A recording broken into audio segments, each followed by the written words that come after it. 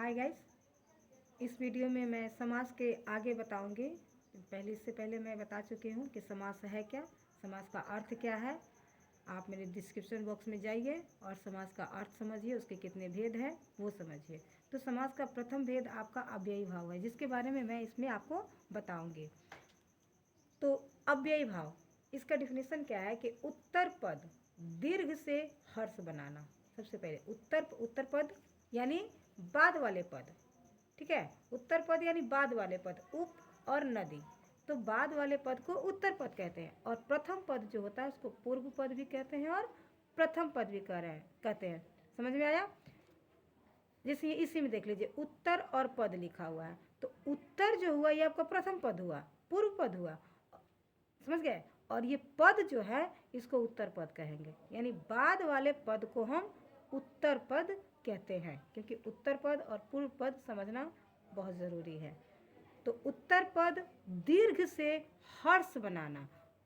उपनदी, यहाँ देख रहे हैं नदी, नदी क्या है आपका हर्ष बन गया है। यहाँ देखिए उप जोर नदी है ना, उप ये आपका समस्त पद है, ये समस्त पद है, और इसको विग्रह करेंगे तो लिखेंगे उप जोर नदी, यानी नदी के समीप। उप का मतलब होता है पास, समीप। समझ गए? इस चीज़ को याद रखिएगा, उप का मतलब होता है पास, समीप।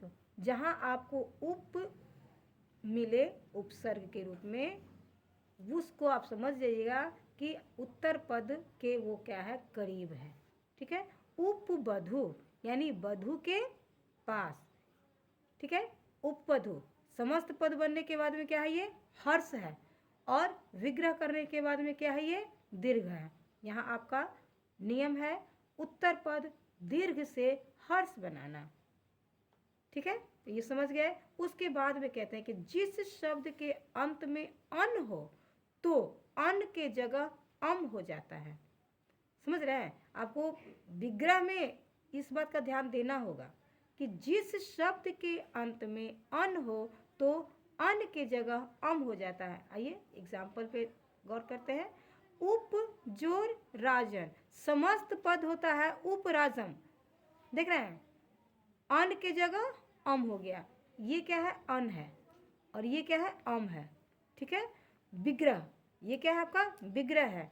उपसर्ग, अव्ययी भाव में उपसर्ग का है, उप शब्द है, और उप शब्द के मतलब होता है, उप का मतलब पास। उप राजन, विग्रह करेंगे तो राजन, और समस्त पद बनाएंगे तो राजम। तो इसका आपको विग्रह पूछेगा, जैसे मान लिया पूछ रहा है कि उपराजम में कब समास का विग्रह कीजिए, उपराजम शब्द का विग्रह कीजिए। उसमें ऑप्शन रहेगा कि उपजोर राजम, उपजोर राजन, उपजोर राजनम। तो आप क्या लिखेंगे, उपजोर राजन। ऐसा नहीं होगा कि राजनम लिखेंगे कि यहाँ तो म दिखाई दे रहा है, फिर न कैसे होगा। इस कन्फ्यूज़न में मत रहिएगा, क्योंकि नियम कहता है जिस शब्द के अंत में अन हो तो अन के जगह अम हो जाता है, ठीक है। चलिए अब आगे चलते हैं। शब्द के अंत में यदि ओ या औ रहे तो उसका क्या बन जाता है, हर्षऊ बन जाता है, हर्ष उ बन जाता है। जैसे उपजोर गो, उपगु। अब यहाँ समस्त पद आपको उपगु दिखा रहा है, इसको आपको विग्रह करके, समझ गए ना, विग्रह करके हो सकता है। ऑप्शन में रहेगा उपजोर गु, उपजोर दीर्घु, ठीक है, और उपजोर गो।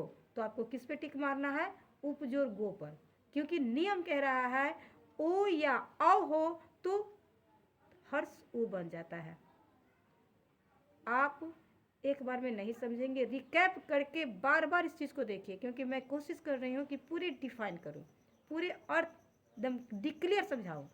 तो आप यहाँ देखिए क्या है, उपगु, दिखने में लग रहा है गु, और विग्रह करके क्या हो जा रहा है, ओ। समझ में आया?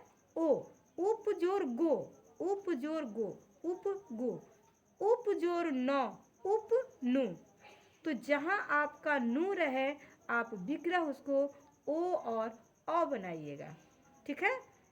वैसे तो सीबीएसई बोर्ड में आपका ऑप्शनल रहता है, बिहार बोर्ड में भी अब ऑप्शनल ही देता है क्वेश्चन, तो विग्रह करने के लिए नहीं कहेगा, वो ऑप्शनल ही रहेगा।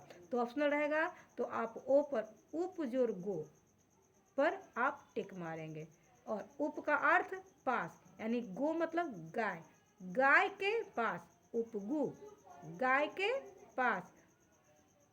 उपनौ यानी उपनु, नाव के पास, हमने अर्थ के साथ लिख दिया है, ठीक है। अब तीसरा नियम देखते हैं। शब्द के अंत में हलंत हो तो हलंत, ठीक है, शब्द के अंत में हलंत, जैसे यहाँ हलंत है ना, तो शब्द के अंत में हलंत हो तो हलंत को अकारांत में बदल दिया जाता है। समझ में आया? यानी हलंत हटा दिया जाता है। संस्कृत हमारा सबसे शुद्ध भाषा है। यहाँ हमारे हर वर्ण पे गौर किया जाता है। हिंदी में तो टोटल वर्ण का प्रयोग नहीं होता है, पढ़ते जरूर है लेकिन प्रयोग नहीं होता है। लेकिन संस्कृत में एक एक वर्ण का प्रयोग होता है। हलंत है, आपका विसर्ग है, अंग है, ञ है। हिंदी में इसका आपको नहीं मिलेगा, है ना, लेकिन अंग का प्रयोग, ञ का प्रयोग सब आपको संस्कृत में मिलेगा, क्योंकि संस्कृत हमारी सबसे शुद्ध भाषा है।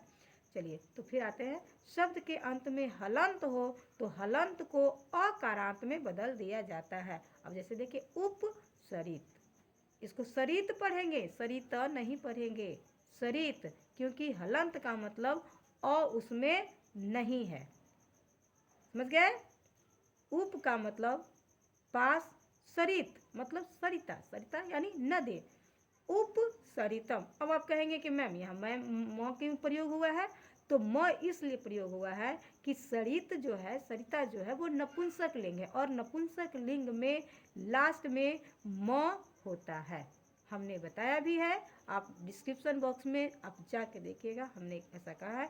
अकारांत शब्द में विसर्ग लगता है, स्त्रीलिंग रूप में आ लगता है, पुल्लिंग रूप में विसर्ग लगता है, और नपुंसक रूप में आपको म लगता है, ठीक है।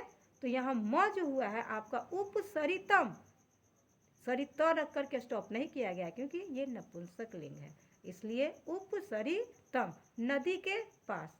समझ में आ गया होगा? चलिए नेक्स्ट आते हैं। अव्ययी भाव पद। अव्ययी भाव पद जो है आपको, इसको जो है आपको नोट्स मैंने इसलिए बनाया है कि इसको आपको याद रखना होगा कि कौन कौन सा पद है जो अव्ययी भाव पद कहलाता है। क्योंकि इतना ही पद पे अगर आप कमांड कर लेते हैं, इन पदों से बने हुए शब्द पे आप कमांड कर लेते हैं, तो आपका डिक्लेयर हो जाता है कि ये कौन सा समास है। अगर पूछता है इन पदों से बने हुए शब्द, अगर पूछे कि निम्नलिखित में से कौन सा समास है, तो आप सीधे कहेंगे अव्ययी भाव समास है, ठीक है। तो ये पद है, उप है, अधि, सु, दुह, निह, अनु, प्रति, यथा, ये दैट्स ऑल। ये जो है कुछ का हमने शब्द लिख दिया है, और नेक्स्ट वीडियो में मैं उप जितने भी पद हैं उससे कुछ शब्द को मैं बनाऊंगी, ठीक है, कि अव्ययी भाव पद ये है। तो इसको मैंने इसलिए लिखा है कि इससे बने हुए जो शब्द होंगे, अधिहरि, जहाँ भी आप देखें अधिहरि, आप सीधे अगर कोई पूछ दे कि अधिहरि ये कौन सा समास है, तो अव्ययी भाव समास है। क्यों? क्योंकि अधि जो है वो अव्ययी पद है। अंडरस्टैंड? तो चलिए, आप समझ में आ गया होगा।